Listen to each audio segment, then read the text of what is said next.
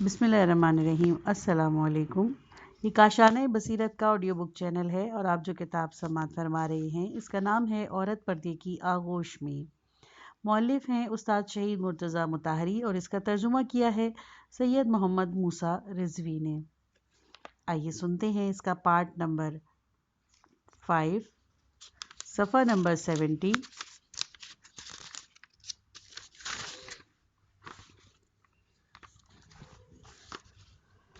جسم و جان پر تصرف کے اعتبار سے عورت شکار ہے اور مرد شکاری۔ بناؤ سنگھار اور خود آرائی پر عورت کی دائمی توجہ اسی شکاریانہ طرز احساس کا مظہر ہے۔ دنیا کی کسی حصے میں یہ بات دیکھنے میں نہیں آتی کہ مرد بدن کی جھلک دکھانے والے لباس زیب تن کرے اور ہیجانات کو برانگیختہ کرنے والے سنگھار سے اپنے آپ کو زینت بخشے۔ یہ عورت کا عمل ہے کہ وہ اپنے فطری میلان کے تحت دل ربائی کے انداز اختیار کرے اور مردوں کو اپنی محبت کا اسیر بنائے۔ چونکہ حد سے بڑا ہوا بناؤ سنگھار اور نیم برہنگی کی کیفیت عورت کے انحراف اور کجروی کی علامت ہے، اسی لیے پردے کا حکم بھی اسی کے لیے صادر ہوا ہے۔ جنسی جبلت کی طوفان خیزیوں اور برٹر رینڈ رسل جیسے افراد کے دعووں کے برعکس یہ بات کہ جنسی جذبے کو آزاد چھوڑ دینے اور جذبات کو ابھارنے کے وسائل کی فراہمی سے یہ جذبہ ہرگز سیر نہیں ہوتا۔ نیز مردوں کی نظر بازی اور عورتوں میں بناؤ سنگھار کے میلان کے بارے میں ہم آگے چل کر گفتگو کریں گے۔ نمبر 2، خاندانی روابط میں استحکام۔ اس میں کوئی شک نہیں کہ وہ ہر چیز جو خاندانی روابط میں استحکام کا باعث ہو، میاں بیوی کے درمیان خلوص پیدا کرے اور گھریلو ماحول کے لیے مفید ہو، اس کو عمل میں لانے کے لیے تمام تر کوششوں کو بروکار لانا چاہیے۔ اس کے برعکس ہر وہ چیز جو زوجہ اور شوہر کے روابط میں کمزوری اور سرد مہری کا باعث ہو، وہ گھریلو زندگی کے لیے باعث زر ہے، لہٰذا اسے نابود کر دینا چاہیے۔ ازدواجی زندگی کے دائرے اور گھریلو فضا میں جنسی لذت اور اندوزی کا اختصاص میاں بیوی کے رشتے کو استحکام بخشتا ہے اور انہیں ایک دوسرے کے قریب لاتا ہے۔ ستر پوشی کا فلسفہ اور غیر عورت سے جنسی تعلقات کی ممانعت کا سبب گھریلو ماحول کے نقطۂ نظر سے یہ ہے کہ صرف انسان کی قانونی بیوی نفسیات کے اعتبار سے مرد کو خوشنود کرنے کا ذریعہ ہو، جبکہ جنسی آزادی کے ماحول میں نفسیاتی اعتبار سے قانونی بیوی کا ایک رقیب، رکاوٹ اور مرد پر داروغہ سمجھی جاتی ہے، جس کے نتیجے میں گھریلو ماحول میں دشمنی اور نفرت کی فضا قائم ہو جاتی ہے۔ آج کل کے نوجوانوں کا مختلف بہانوں کے ذریعے شادی سے انکار کا سبب بھی یہی بات ہے، حالانکہ پچھلے وقتوں میں شادی کا شمار نوجوان نسل کی دلی تمناؤں میں ہوتا تھا، اور جب تک تہذیب مغرب نے عورتوں کو ایک بازاری جنس نہیں بنایا تھا، نوجوان شب زفاف کے تخت شاہی سے کم نہیں سمجھتے تھے۔ گزشتہ ایام میں شادی طویل انتظار اور بڑی تمناؤں کے بعد انجام پذیر ہوتی تھی، اور اسی لیے میاں بیوی ایک دوسرے کو اپنے لیے باعث سعادت و نیک بختی سمجھتے تھے۔ لیکن آج ازواج کے دائرے سے ہٹ کر جنسی لذت اندوزی کو اتنا فروغ حاصل ہے کہ اب شادی میں کوئی لذت باقی نہیں رہی۔ لڑکے اور لڑکیوں کی آزادانہ میل جول نے شادی کو ایک ایسی صورت دے دی ہے کہ اب اسے اخلاقی پند و نصیحت یا جیسا کہ بعض اخبارات مشورہ دیتے ہیں، زور اور زبردستی سے نوجوانوں پر مسلط کیا جائے۔ جنسی روابط کو گھریلو ماحول اور قانونی ازدواج کے دائرے میں محدود کرنے والے معاشرے اور مرد و زن کے بے روک ٹوک میل جول کے حامی آزاد خیال معاشرے میں یہ فرق ہے کہ پہلے معاشرے میں شادی کرنے سے انتظار و محرومیت کا اختتام اور دوسرے معاشرے میں محرومیت اور پابندی کا آغاز ہوتا ہے۔ جنسی آزادی کے ماحول میں شادی کا بندھن لڑکے اور لڑکی کو آزادی کے دور کا خاتمہ کر دیتا ہے اور انہیں اس امر پر مجبور کرتا ہے کہ وہ ایک دوسرے کے وفادار بن کر رہیں۔ حالانکہ اسلامی معاشرے میں شادی ان کی محرومیت اور انتظار کو ختم کرتی ہے اور ان کے لیے پیغام مسرت لاتی ہے۔ آزاد تعلقات کا طریقہ اول تو نوجوان نسل کی جہاں تک ہو سکے شادی اور خانہ آبادی سے روکتا ہے اور انہیں صرف اس وقت اس اقدام کی طرف راغب کرتا ہے جب جوانی کا ولولہ اور نشاط ذوف اور سستی میں بدلنے لگتا ہے۔ ایسے موقع پر وہ عورت سے صرف اولاد کے متمنی ہوتے ہیں یا پھر اسے اپنی خدمت کار اور کام کاج کے لیے چاہتے ہیں۔ یہ طرز عمل ازدواجی بندھن کو کمزور کر دیتا ہے اور بجائے اس کے کہ ایک گھرانہ عمیق محبت اور سچی چاہت کی بنیاد پر وجود میں آئے اور مرد و زن باہم ایک دوسرے کو اپنی سعادت کا سبب سمجھے، اس کے برعکس ان میں رقیبانہ انداز فکر پیدا ہو جاتا ہے اور وہ ایک دوسرے کو اپنی سلب آزادی کا سبب سمجھنے لگتے ہیں۔ آج کل کے خاص الفاظ میں وہ ایک دوسرے کو جیلر کہنے لگتے ہیں۔ جب کوئی لڑکا یا لڑکی یہ کہے کہ اس نے شادی کر لیا ہے تو وہ کہتی ہے کہ اس نے اپنے لیے جیلر ڈھونڈ لیا ہے۔ یہ تعبیر کیوں ہوئی؟ اسی لیے کہ وہ شادی سے پہلے آزاد تھی، جہاں چاہے جا سکتی تھی، جس کے ساتھ چاہے رقص کر سکتی تھی اور اسے کوئی پوچھنے والا اور کچھ کہنے والا نہیں تھا۔ لیکن شادی کے بعد اب ان آزادیوں پر پابندی لگ گئی ہے۔ اگر ایک رات دیر سے گھر پہنچی تو شوہر باز پرس کرے گا کہاں گئی تھی۔ اسی طرح مرد اگر کسی محفل میں بڑے جوش و خروش سے کسی عورت کے ساتھ محو رقص ہو تو اس کی بیوی اس پر اعتراض کرے گی۔ ظاہر ہے کہ ایسے ماحول میں گھریلو رابطہ کس قدر کمزور، سرد اور ناقابل اطمینان ہوگا۔ برنارڈ رسل جیسے بعض افراد کا خیال ہے کہ آزادیوں پر پابندی کا مقصد فقط مرد کی اپنی نسل کے لیے اطمینان قلب کا حصول ہے۔ اس مشکل کو آسان کرنے کے لیے مانع حمل کی ادویات تیار کی گئیں جن کی بدولت عورت نسل پر اختیار رکھتی ہے۔ لیکن یہاں مسئلہ صرف پاکی نسل کا ہی نہیں بلکہ ایک اور مسئلہ زوجین کے درمیان سچے اور پاک جذبات کا وجود اور ان میں مکمل اتحاد و یگانیت کی فضا کا قیام بھی ہے۔ یہ بات اسی وقت پیدا ہو سکتی ہے جب زوجین غیروں اور نامحرموں سے پرہیز کریں، مرد کسی دوسری عورت پر نظر نہ رکھے اور عورت بھی ہمیشہ شوہر کے علاوہ کسی اور کو توجہات کو اپنی طرف مبذول کرنے کی ٹو میں نہ رہے۔ علاوہ ازیں ہر قسم کے جنسی تعلقات سے صرف نظر کیا جائے، حتیٰ کہ شادی سے قبل کے مرحلے میں بھی اس کا خیال رکھا جائے۔ علاوہ اس کے کہ وہ شوہردار عورت جو اس حد تک ترقی یافتہ ہو کہ رسل جیسے افراد کی پیروی میں جدید جنسی اخلاق پر عمل پیرا ہو اور اپنی محبت کا مرکز کسی غیر مرد کو بنائے اور رنگ رلیاں مناتی رہے، کیا بھروسہ ہے کہ وہ مانع حمل دواؤں سے اپنے ناپسندیدہ قانونی شوہر سے قرار پانے والے حمل کو ضائع نہیں کرے گی اور اس کے بجائے اپنے محبوب کے نطفے سے پیدا ہونے والے فرزند کو قانونی شوہر سے نسبت نہ دے گی؟ یقیناً ایسی عورت یہی چاہے گی کہ اس کا بچہ اس کے پسندیدہ مرد سے ہو اور اس شخص کی نشانی نہ ہو جو صرف قانونی حیثیت سے اس کا شوہر ہے۔ اس طرح مرد بھی فطرتاً ایسی عورت سے صاحب اولاد ہونا چاہتا ہے جسے وہ قلب کی گہرائیوں سے چاہتا ہو، نہ اس عورت سے جو دور قانون سے اس کے ساتھ وابستہ کی گئی ہو۔ یورپ کی دنیا نے عملاً یہ دکھا دیا ہے کہ احتیاطی تدابیر اور حمل زائل کرنے والے وسائل کی بہتات کے باوجود ناجائز بچوں کی تعداد وحشت ناک حد تک بڑھ گئی ہے۔ نمبر 3، مستحکم معاشرہ۔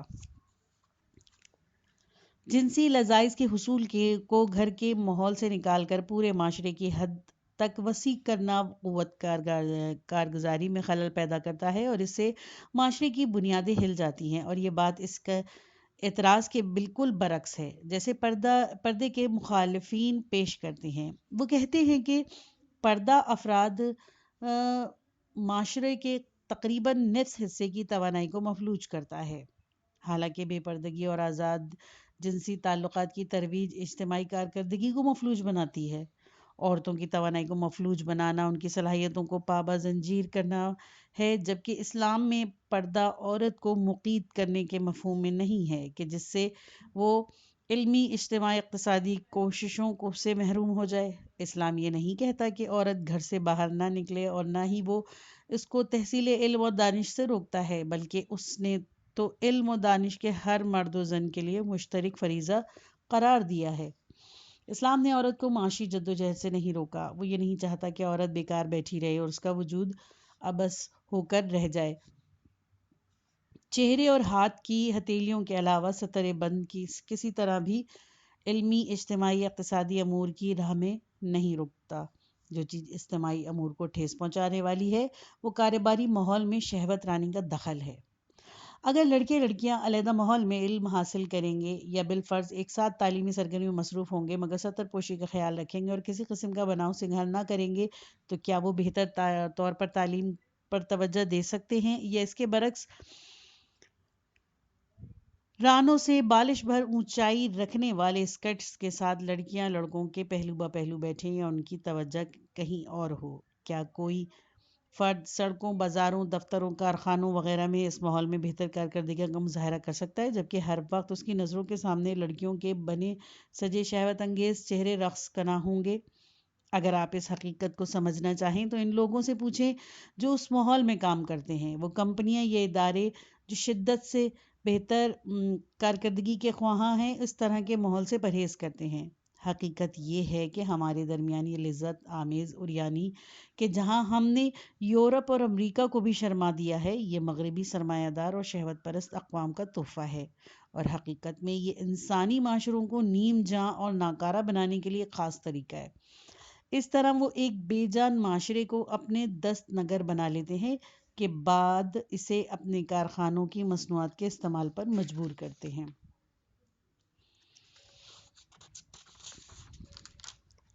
روزنامہ اطلاعات کا شمارہ 5 ستمبر 1947 میں اشیاء خوردنوش اور سامان تعیش کے استعمال کے بارے میں مرکزی دفتر شماریات کے شائع کردہ رپورٹ کا ایک حصہ یہ ہے۔ صرف ایک سال کے عرصے میں عورتوں کے لیے لپسٹک، غازہ، کریم پاؤڈر، آئی شیڈ جیسے سنگھار کے لزوات پر مشتمل سامان 2,10,000 کلو کی مقدار میں امپورٹ ہوا ہے۔ اس مقدار میں سے 1,81,000 کلو گرام مختلف قسم کی کریمیں ہیں۔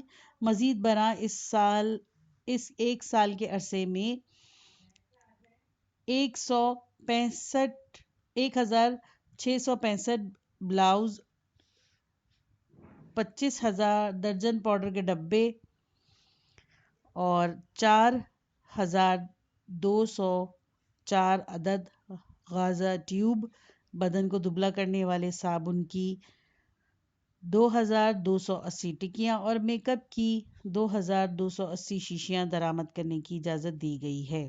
البتہ اس مقدار میں 3,100 عدد آئی شیڈ اور 2,400 عدد آئی لائنر کو بھی شامل کرنا ہوگا۔